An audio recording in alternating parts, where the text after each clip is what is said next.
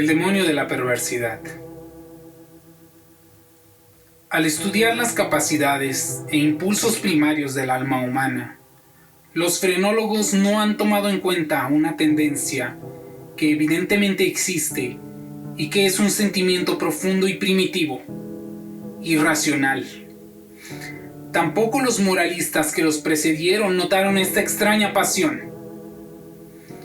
Con esa gran arrogancia que se destila de la razón, todos la hemos pasado por alto y así hemos permanecido en la ignorancia, en gran parte por la falta de fe, de creencia verdadera, ya sea en la revelación o en la cábala. Nunca hemos pensado en esto simplemente por el deseo de saber. No pasó por nuestra mente el que esta tendencia debía ser investigada, pues no se concebía de qué manera este primum mobile podía actuar en las cosas humanas, tanto de la vida como de la eternidad. Es de considerarse que la frenología y en gran parte la metafísica proceden de una elaboración a priori, lo que conduce al metafísico y al lógico a imaginar los designios de Dios e incluso dictarles sus propuestas, lo que no sucede con quienes basan su pensamiento en la observación.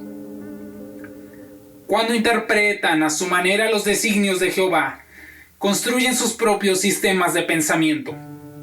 En la frenología, por ejemplo, se ha determinado como una verdad incuestionable que es un designio de la divinidad que el hombre coma.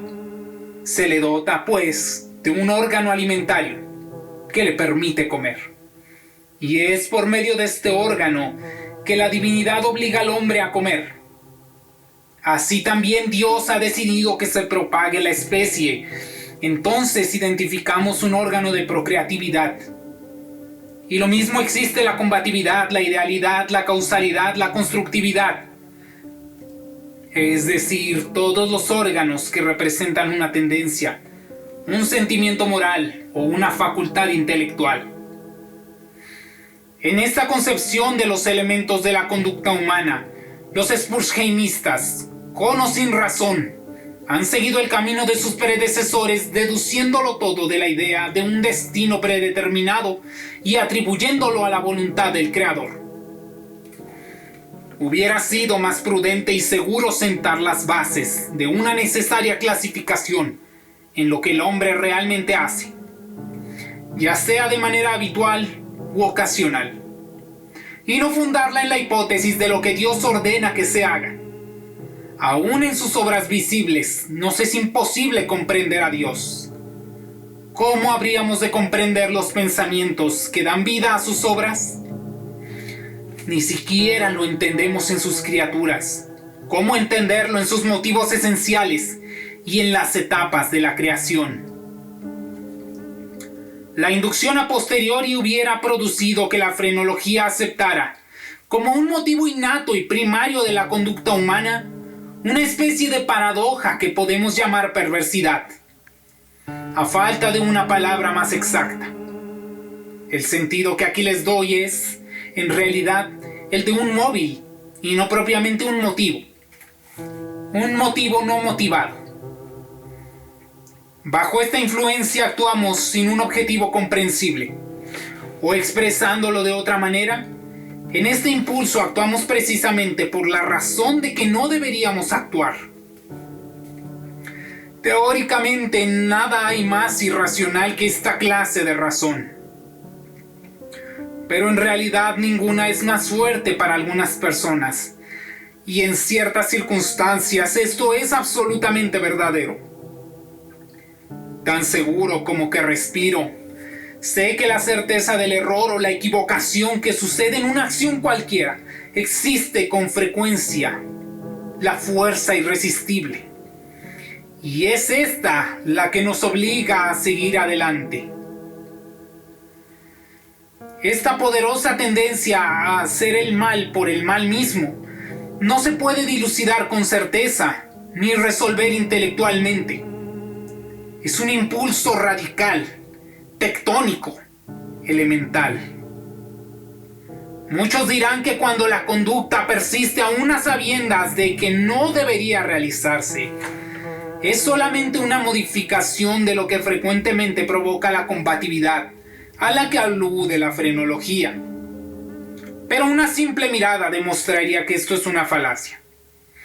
La combatividad de la frenología es, esencialmente, un impulso de autodefensa, de protección contra cualquier daño.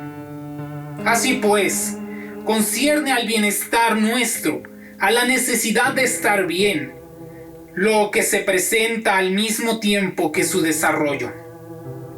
El propio deseo de estar bien es excitado por algo que simplemente es una modificación de la combatividad. Pero en el caso de la perversidad no se manifiesta el deseo de estar bien, lo que conduce a un sentimiento fuertemente contradictorio. La mejor prueba del sofisma de la combatividad se encuentra en el propio corazón. Si uno consulta su alma y le plantea todas las preguntas, no podría negar que esta tendencia existe en la raíz de lo humano. En algún momento de su vida, todo hombre ha sentido la necesidad de torturar a base de circunloquios a quien conversa con él. Al advertir la molestia que provoca, se extraña mucho, porque él tiene la intención de agradar en la conversación, ser preciso, claro y amable en sus intervenciones. Pero de pronto se da cuenta de que puede exasperar a su interlocutor y hasta propiciar su cólera, marcando ciertos incisos o con algunos paréntesis. El solo pensamiento de producir este efecto es suficiente. El impulso se acrecienta y se convierte en deseo. El deseo se transforma en anhelo y llega a ser una ansia incontrolable, tanto que lastima y mortifica al que habla. Pero finalmente la ansia se impone y es aceptada. A veces tenemos un trabajo que cumplir lo más pronto posible y sabemos que la tardanza tendrá graves consecuencias.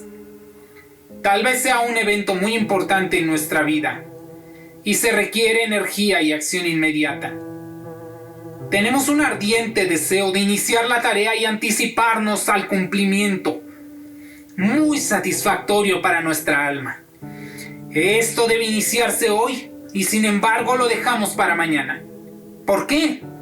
La única respuesta es que sentimos el espíritu de la perversidad, por usar el término que ya hemos empleado. Llega el día siguiente y con él una mayor ansiedad por cumplir con este deber. Al acrecentarse la ansiedad se nos crea un indecible anhelo de postergación, aterradoramente incomprensible. Este anhelo va creciendo con el tiempo y finalmente llega la última hora disponible para la acción. Nos conmueve la gran fuerza del conflicto interior, de lo definido en lucha contra lo indefinido, de la sustancia contra la sombra. Pero el combate ha llegado muy lejos y ha vencido ya la sombra. Toda la lucha ha sido en vano. Suena la hora y las campanas doblan a muerto por nuestra felicidad. Pero también es el canto del gallo para el espíritu que nos poseía. Al desaparecer volvemos a ser libres. La energía regresa y nos disponemos a trabajar ahora. Pero ¡ay! Es demasiado tarde. Estamos al borde de un precipicio. Miramos al vacío y sentimos el malestar del vértigo. Nuestro primer impulso es retroceder para huir del peligro, pero inexplicablemente allí nos quedamos. Lenta y gradualmente nuestro malestar y el miedo al vacío se confunden en una sola nube de vagos sentimientos. También por grados, pero menos perceptibles, la nube toma forma, como el vapor del genio salido de una botella en las 1001 noches. Pero en esta nube interna, al borde del precipicio, se va configurando algo mucho más terrible que cualquier genio o demonio de leyenda. Aunque se trata solamente de un pensamiento, pero profundo y temible, de esos que hielan la médula de los huesos con una delicia feroz. Este pensamiento es nada menos que la idea de lo que serían nuestras sensaciones durante la caída desde semejante altura. Estas imágenes nos crean la sensación del más grande horror, del más rápido y espantoso sufrimiento que procede a una muerte atroz. Nuestra razón nos aparta con vehemencia del abismo, y es precisamente por eso que nos acercamos a él con mayor ímpetu. No hay en la naturaleza una pasión tan fuerte, tan demoníaca, como esta de quien al borde de un precipicio siente la necesidad de arrojarse al vacío. Aceptar por un momento algún pensamiento racional significa la inevitable perdición, pues la razón nos apremia para que no lo hagamos, y es a causa de ello que estamos dispuestos a hacerlo. Si no se presenta un brazo amigo que nos detenga, o si fallamos en el impulso de echarnos atrás, entonces nos arrojamos y nos destruimos. Si examinamos situaciones como estas y otras similares, nos daremos cuenta de que todo proviene del espíritu de la perversidad. Son cosas que hacemos precisamente porque sentimos que no deberíamos hacerlas. Aquí no existen principios inteligibles y muy bien podríamos considerar estos motivos del alma como una verdadera influencia del demonio. Si no supiéramos que a veces la perversión también actúa a favor del bien. Todo lo que he dicho viene a ser en cierta medida la explicación del por qué estoy aquí. Y puedo demostrar que puede ser al menos un intento, una débil apariencia de justificación de estos grillos y esta celda de condenado que ocupo ahora. Tal vez si no me hubiera extendido tanto, o no se me hubiera comprendido, se me consideraría loco.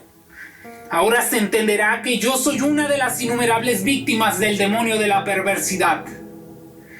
No es posible que acción alguna se haya preparado con tanta acuosidad. Este asesinato fue meditado por semanas y meses. Deseché múltiples planes porque en todos se presentaba la posibilidad de ser descubierto.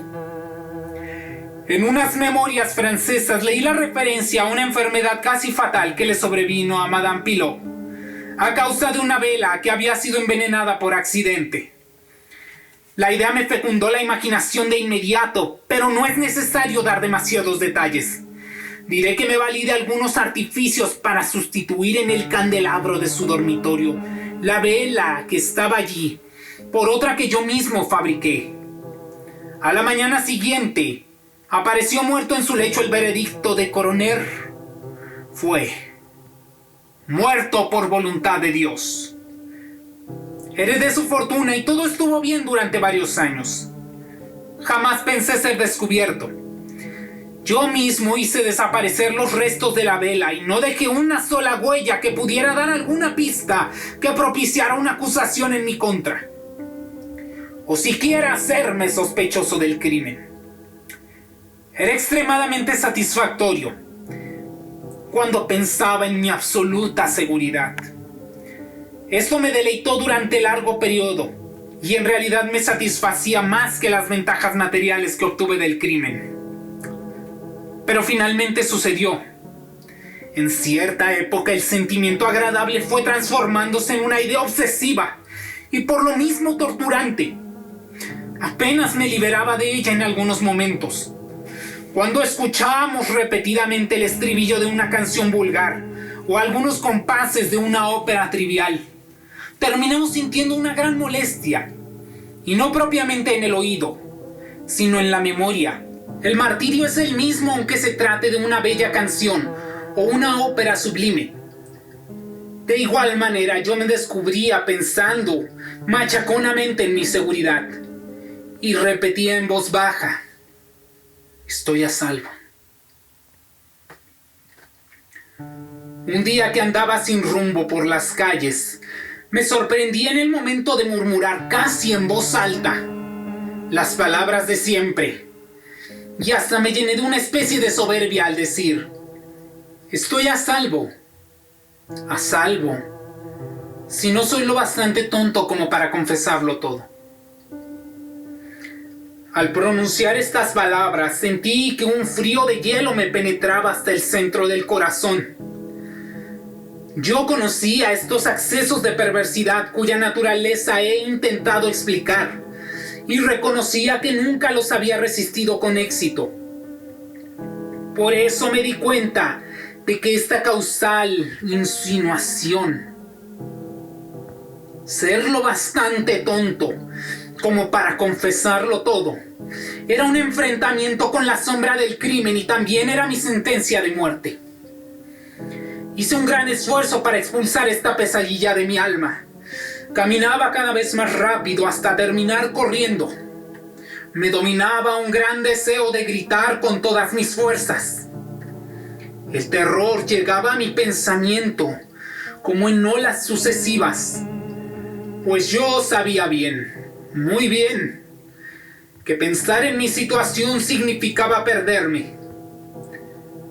Apresuré el paso y salté como un loco por las calles llenas de gente que terminó por asustarse de mi actitud y perseguirme.